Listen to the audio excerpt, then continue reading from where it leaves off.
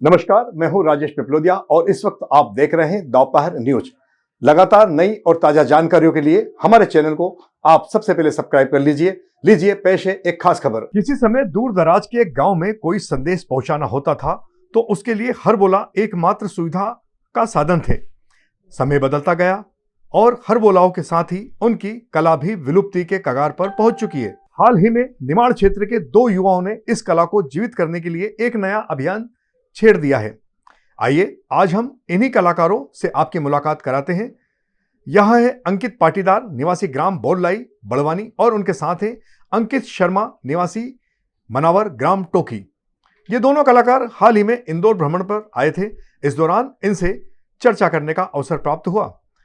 भारतीय शास्त्रीय संगीत में पोस्ट ग्रेजुएट करने वाले यह दोनों युवा हरबोला संस्कृति और कला को जीवित रखना चाहते हैं, बल्कि इसका प्रचार प्रसार करते हुए इसे और भी आगे बढ़ाना चाहते हैं। हरबोला कला क्या है, आइए सबसे पहले आपको एक इसका छोटा सा नमूना दिखाते हैं कि अपनी बात ये किस तरह से कहते हैं और फिर उसके बाद इनके विचारों से आपको अवगत कराते हैं।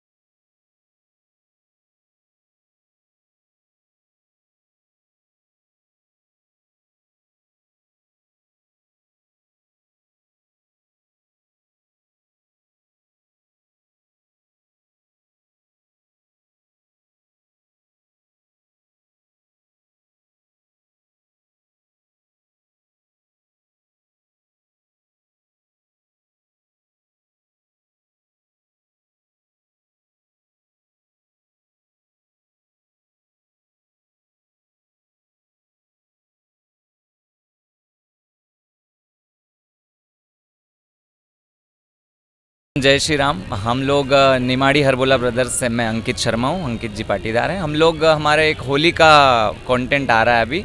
सामाजिक मुद्दों के को लेके हम लोग गीत बनाते हैं और सांस्कृतिक लोक धुनों के माध्यम से उसे जनता तक पहुँचाते हैं। और अभी एक हमारा होली का कंटेंट आ रहा है, तो उसी के संदर्भ में हम लोग आए थे। एक अभी कल रिलीज़ होने वाला है 8 मार्च को, वो हमारे इंस्टाग्राम आईडी से। ये इसकी प्रेरणा आपको कहाँ से मिली? जी, हमारे क्षेत्र का एक लोक संगीत कह सकते हैं। लोक संगीत जैसा ही कुछ एक हरबोला होता है जो पुराने समय से चला आ रहा है और थोड़ा विलुप्ति की कगार पे था ये, लेकिन उसको हम लोग फिर से लेकर आए हैं कि वापस से एक बार उस संगीत को जनमानस तक पहुंचाया जाए। तो ये पुराने समय में लोक कवि हुआ करते थे, जैसे आपने सुना होगा सुभद्रा कुमारी चौहान की कविता, बुंदेले हर बोलो के मुँह हमने सुनी कहानी थी, खूब लड़ी मर्दानी वह तो झांसी वाली रानी थी। तो जो बुंदेले हर बोले हुआ करते थे वो राष्ट्र कवि हुआ करते थे, राज्य कवि हुआ करते थे, जो अपने रचनाओं के माध्यम से जन जागरण का कार्य किया करते थे और वीरों की गाथाएं गाया करते थे। तो उसी को हमने अपने इस रूप में दिया है अभी संगीत में। लगभग ऐसे कितने हैं हरबोला कलाकार जो इस विलुप्त होती कला को बचा कर रखे हुए हैं? जी, ज़्यादातर तो मुझे लगता है निमाड़ में इनका ज़्यादा वो है प्रचलन, मतलब निमाड़ में ज़्यादा कलाकार पाए जाते हैं। और जो हरबोला विशेष तौर पे अभी हरबोला को लेके चल रहे हैं, हम हरबोला एक समाज है, तो वो समाज के कुछ लोग हैं जो आते हैं, गांव-गांव आते हैं, उससे अपना जीवन यापन करते हैं, वो गीत गाते हैं हरबोला के। लेकिन हम लोग चूँकि संगीत बैकग्राउंड से जुड़े हुए, हम लोगों ने म्यूज़िक में मास्टर डिग्री की है और संगीत शास्त्रीय संगीत भी सीखा है, पुराने समय से संगीत में कार्य कर रहे हैं, म्यूज़िक प्रोडक्शन का भी कामकाज है मेरा। तो हमने उसको एक दूसरे तरीके से उसको प्रेजेंट किया है कि थोड़ा सा अच्छे म्यूज़िक के साथ, थोड़ा प्रमोशन के साथ ऐसे करके किया, तो वो ईश्वर की कृपा से उसको अच्छा प्रेम मिला। आपके साथ जो साथी हैं इनका परिचय थोड़ा सा बताइए। जी, ये मेरे अंकित पाटीदार जी हैं, बाकी की बात अंकित जी बताएंगे। अंकित जी, क्या कहना चाहेंगे आप इस विलुप्त होती कला को बचाने का जो प्रयास कर रहे हैं उसे लेकर? जय श्री राम। सबसे पहले मैं बताना चाहूँगा कि वर्तमान समय में अगर हम अभी देखें तो हरबोला विलुप्ति की कगार पर है, लेकिन फिर भी गांव में कहीं कहीं पर हरबोला आते हैं और जीवन यापन के लिए बड़ी विडंबना वाली बात है कि भीख मांगकर अपना जीवन यापन करते। कहीं ना कहीं समाज की ऐसी स्थिति रही है, समाज ने उनको ठीक तरीके से कह सकते हैं कि संस्कृति को प्रमोट नहीं किया, तो उनको भीख तक आना पड़ा। लेकिन मुझे ऐसा लगता है कि इस लोक संस्कृति में इतनी संभावनाएं हैं कि आज हमने जब पहली बार हरबोला बनाया तो आज भारत का ऐसा कोई राज्य नहीं है जहां से हमारे पास कॉल नहीं आता है कि हमें भी हरबोला इनविटेशन बनाना है। और आज हमें देख करके पूरे भारत भर में 100 से अधिक ऐसे हरबोला कंटेंट हो चुके हैं जो कि बना रहे हैं। वैसे इस अंकित जी, मैं चाहूँगा कि इस विलुप्त होती कला को सरकार से क्या आशा है?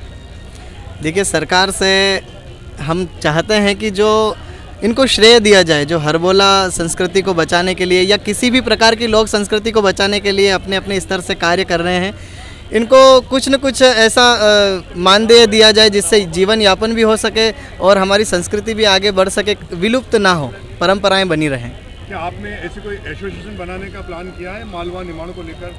देखिए, कलाकारों के संदर्भ में अब अगर हम बात करें तो हम प्रयास यही करते हैं कि गवर्नमेंट से किसी न किसी प्रकार से सभी को सहायता मिले, सभी एक लाइन में खड़े होकर काम करें, मतलब कोई छोटा बड़ा ना हो, सभी प्रकार की संस्कृतियों को बराबर अपना अपना हिस्सा मिले। मध्य प्रदेश सरकार ने और भारत सरकार दोनों ने संस्कृत मंत्रालय बना रखे हैं। हाँ। क्या उनसे कांटेक्ट किया आप लोगों ने? जी, अभी हमारा उनसे संपर्क हुआ है, जनसंपर्क विभाग से हुआ है और संस्कृति विभाग से भी कार्य हुआ है, तो हरबोला को प्रमोट करने के लिए वे भी तत्पर हैं।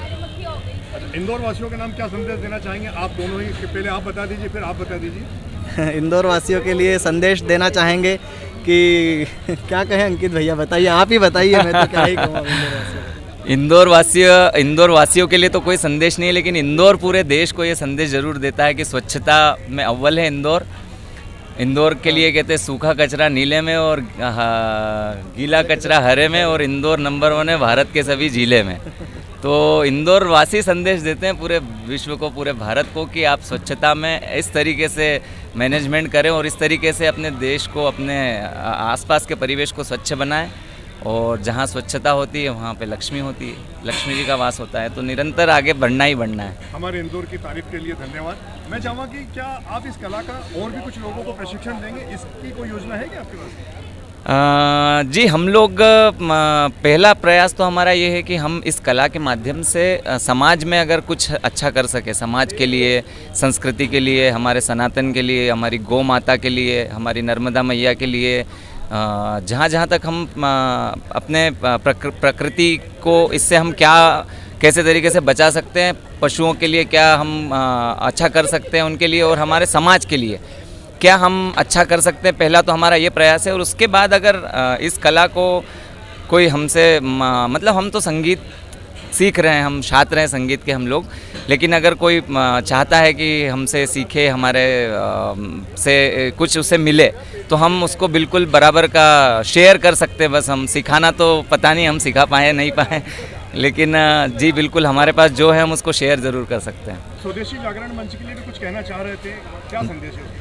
जी, हम लोग स्वदेशी जागरण मंच के लिए भी एक स्वदेशी के छोटे से कार्यकर्ता बन के हम लोग कार्य कर रहे हैं, और हमारा ये उद्देश्य है कि स्वदेशी वस्तुओं का ज़्यादा प्रचार प्रसार हो, स्वदेशी अपनाएं, हमारे देश को बचाएं, हमारी अर्थव्यवस्था में सहयोग हो और हमारी अर्थव्यवस्था को मजबूत बनाएं। एक स्वावलंबी भारत का जो सपना है हमारे प्रधानमंत्री जी का और हमारे सारे ही कार्यकर्ताओं का, वो पूरा हो और वापस से हमारा देश सशक्त बने, और सारा जो पावर है, मैन पावर, हमारा यूथ जितना पावरफुल है, जितनी क्षमताएं हमारे अंदर हैं, वो सभी क्षमताओं का यूज़ हो, उपयोग हो, और भारत में ही हम ऐसा देश बना के खड़ा करें हमने कि हम किसी दूसरे पे निर्भर ना रहना पड़े, ऐसा प्रयास है। तो स्वदेशी जागरण मंच के साथ भी हम लोग मिलकर कार्य कर रहे हैं, उनके कार्यक्रमों में हम लोग अपना प्रस्तुतियाँ भी देते हैं और गीतों के माध्यम से भी हम जनता को जागरूक करते हैं।